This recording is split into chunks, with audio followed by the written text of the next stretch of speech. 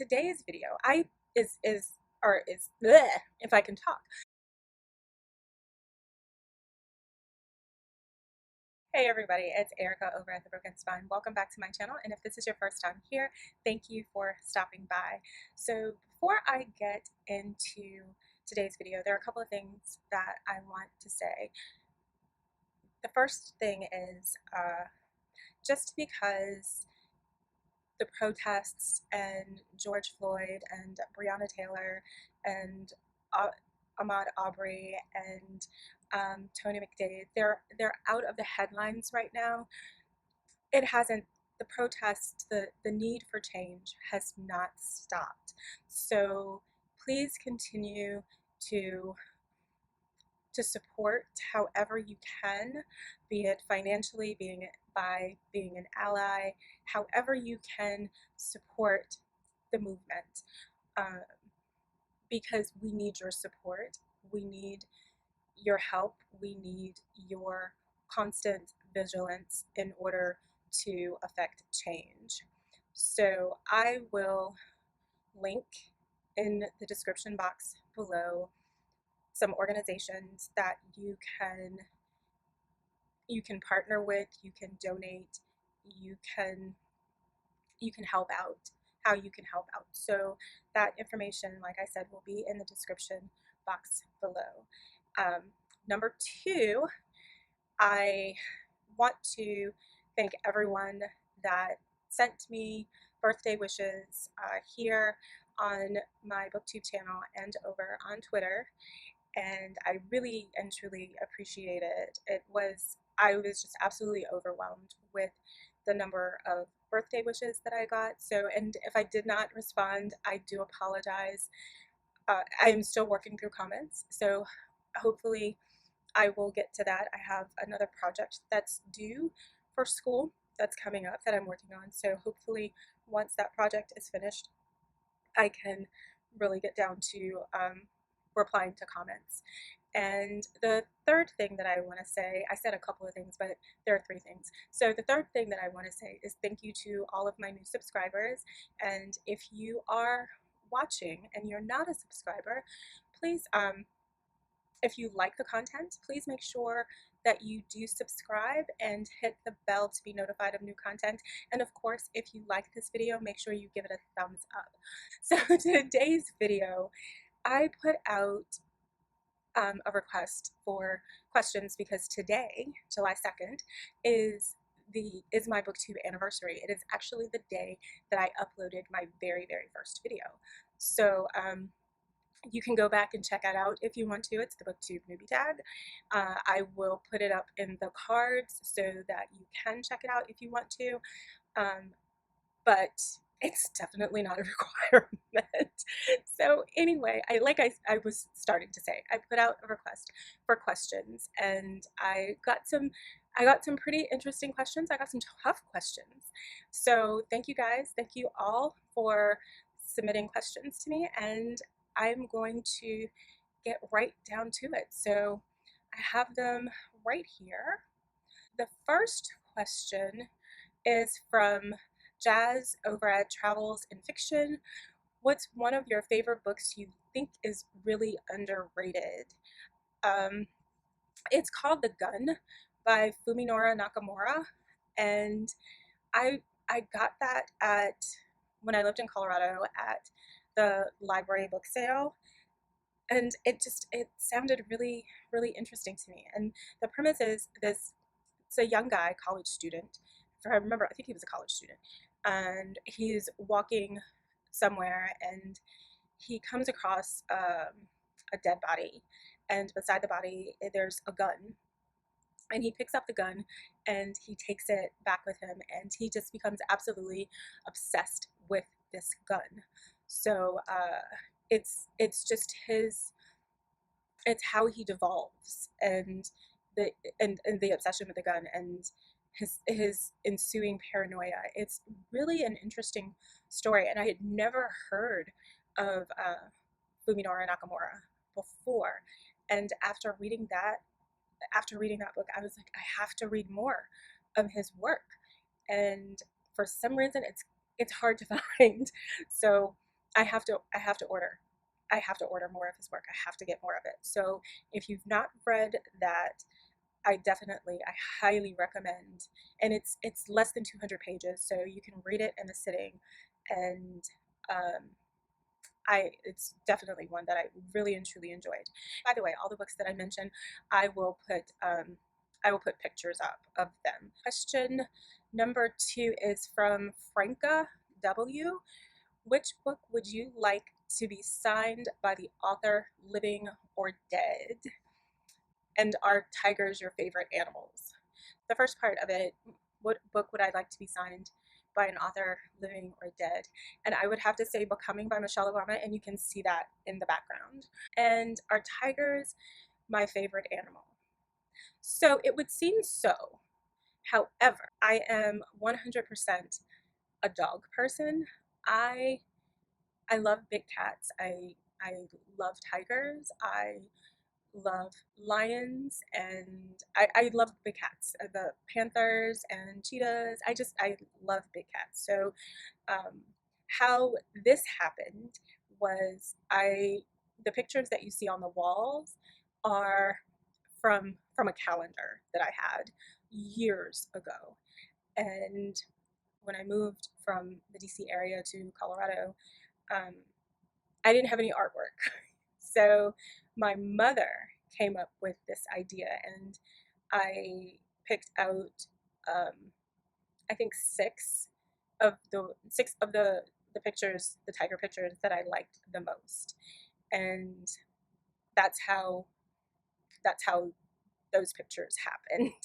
The tiger was on the door when I was trying to figure out. I wanted to make this space my own again, um, and this I was searching for like a door skin.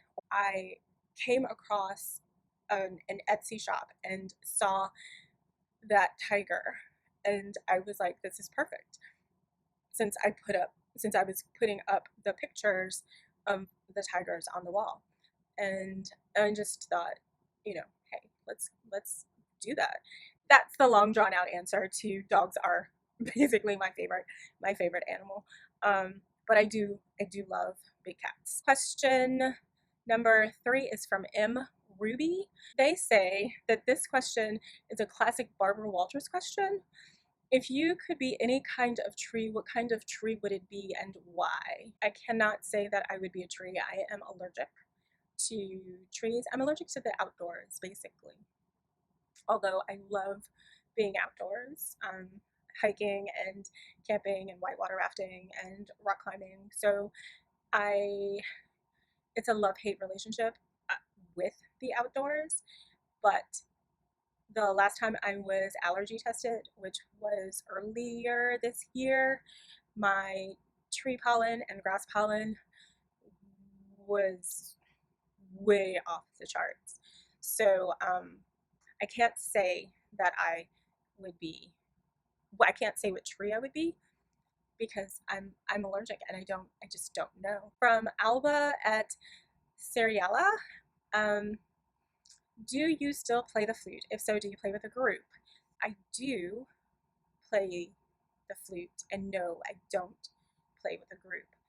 I used to be, once upon a time, part of the DC Youth Orchestra.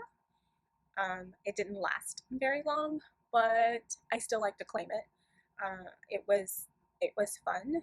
I met one of my close friends there, and yeah, so it was an experience, and it was not easy. I played in elementary school, um, middle school, and high school band. Um, I was going to play in college, but instead I decided to run track instead. Um, so, I mean, not that I couldn't have done both, but I was at the same time trying to kill myself by taking like 18 credit hours a semester. So, go figure. And now on to the next question from Jenna Kozlowski. I hope I'm pronouncing that correctly, Jenna. If I'm not, I'm so sorry. Um, What's your favorite type of wine? For whatever reason, I keep wine close at hand. Not necessarily this brand because I have not had this brand yet, but or who it's by Woodbridge. I've not had that yet, but Malbec is perhaps well, it is one of my favorites, and another. This is a Cabernet Sauvignon, um, and again, I've had this brand Cantina. I think that's how you pronounce it. Um, in in a Malbec, and so, but I like a dry red. And the next question that Jenna has, what book?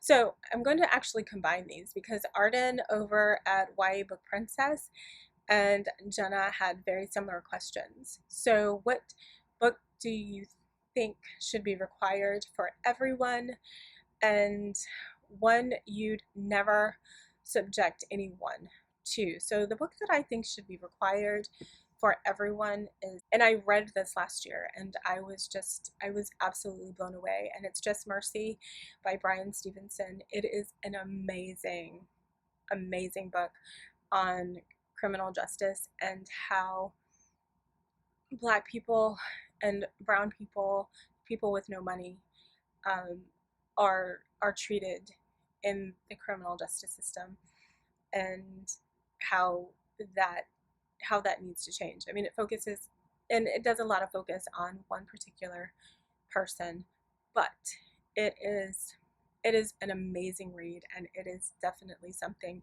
that I think everyone, absolutely 100%, everyone needs to read. The book that I would never subject anyone to reading is Catherine Stockett's The Help. I hated, I hated that book with every ounce of my being. And I, I just, it was, oh, just go ahead and tell you why.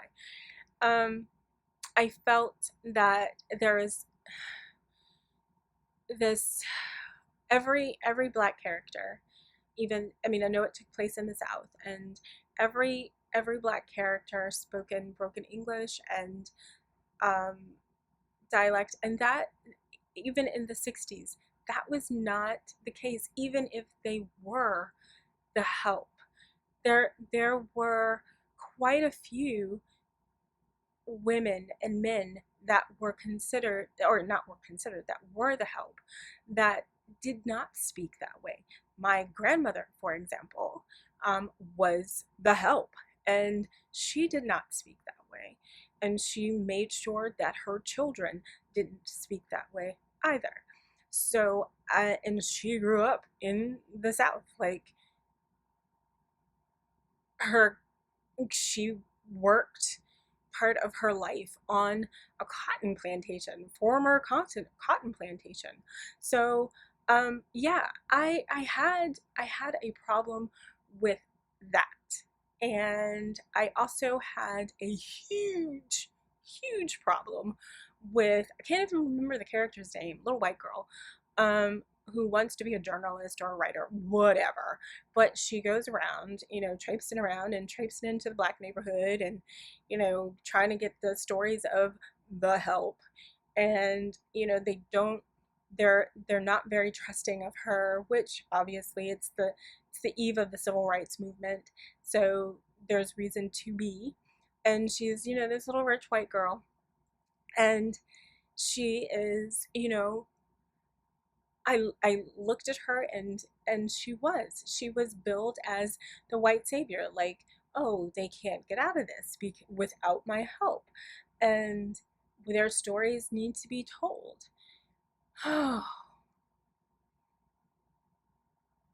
Y'all, my next question is from Erica Connick.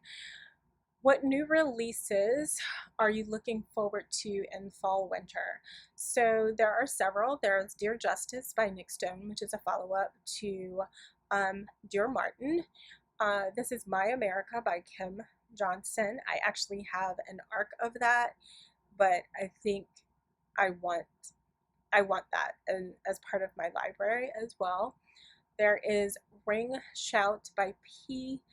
Deji Clark, and I think that's how you pronounce the name. And I've already mentioned this Transcendent Kingdom by Ya Jesse. So those are the books that I'm most looking forward to um, during the fall and the winter. And then my next question is from Josh's Bookish Voyage, and he wants to know, what is your profession outside of Booktube? I'm currently in school. I have one more class after this, and I work at a bookstore. So that's what I do. After I graduate, I my plan was to go into teaching. That has changed a little bit since COVID. So I'm not sure. I mean, it's definitely not going to happen in the fall. Next question is from Deidre at Shade Tree Reads. What is your favorite nonfiction book? And if I can pick, what are my top three if I can pick three? If you don't have a fave, then one you think everyone should read. My favorite nonfiction would be Just Mercy by Brian Stevenson. Then Persepolis by Marjane Satrapi. I probably mangled her name. And both parts, 1 and 2. And my next question is from Connor Stampanato, and I'm sorry, Connor, if I mispronounced your last name, but the question that Connor asks is, what is the worst book you've read this year? So,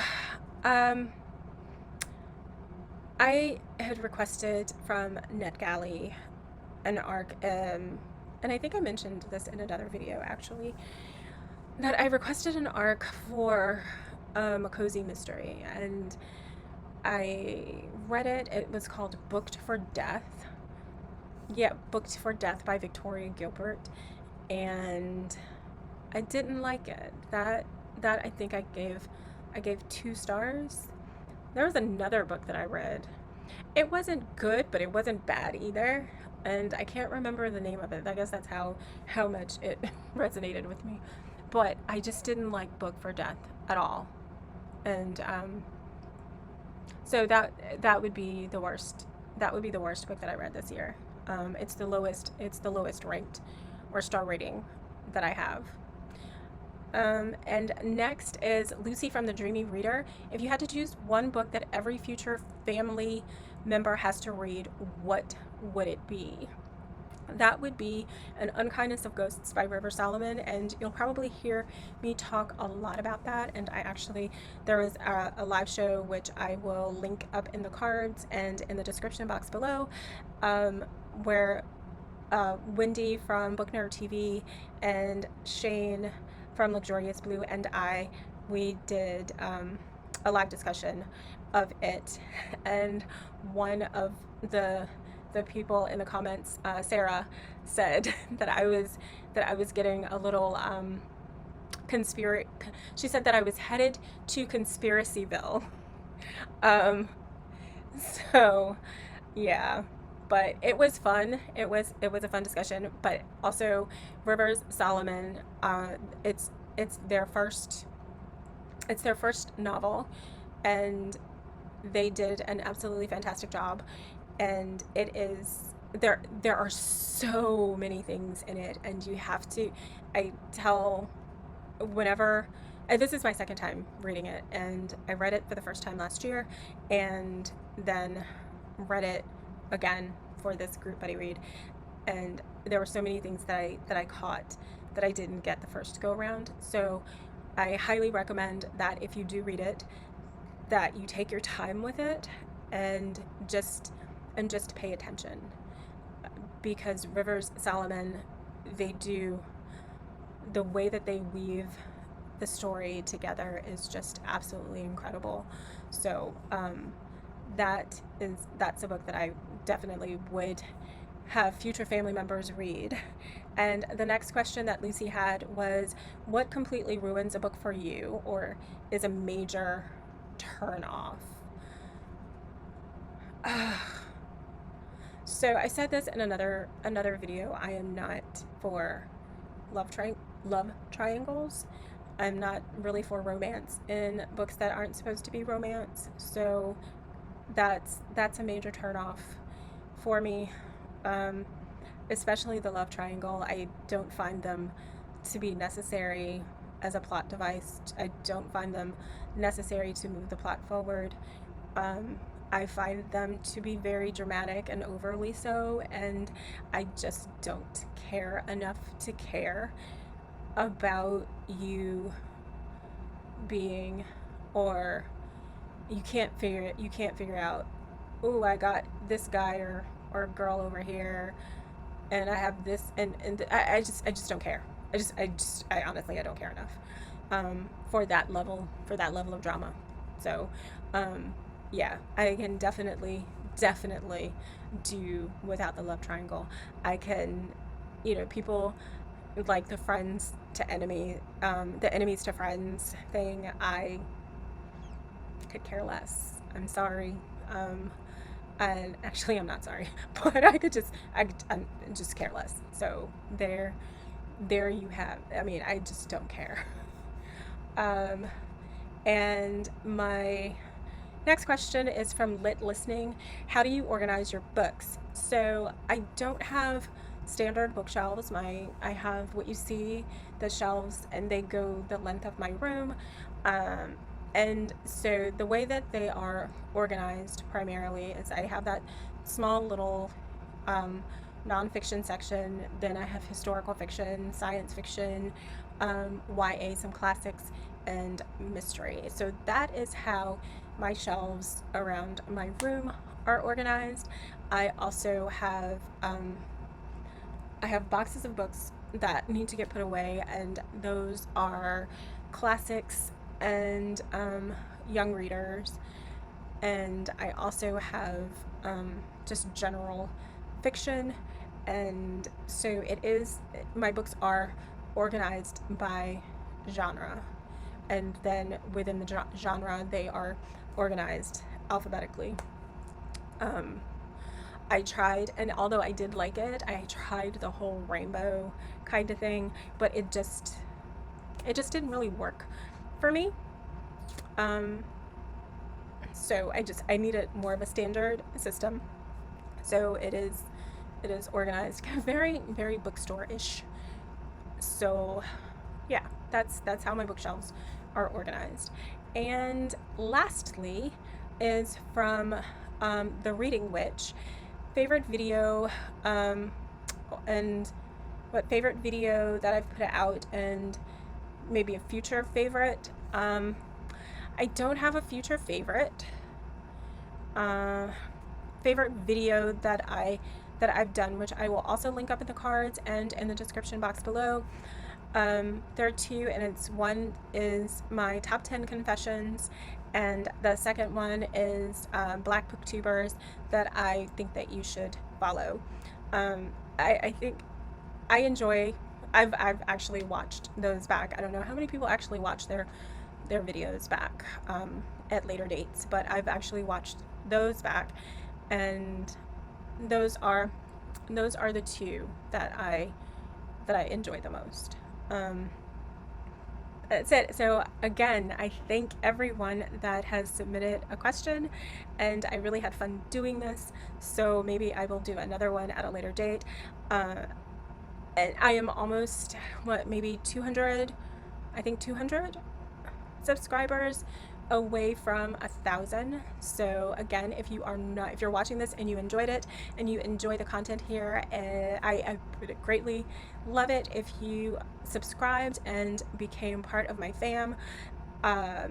Also, don't forget, if you do subscribe, and or if you are already subscribed, don't forget to engage with the content by giving it a thumbs up, by commenting in the comment section. So I will see you guys later. Bye.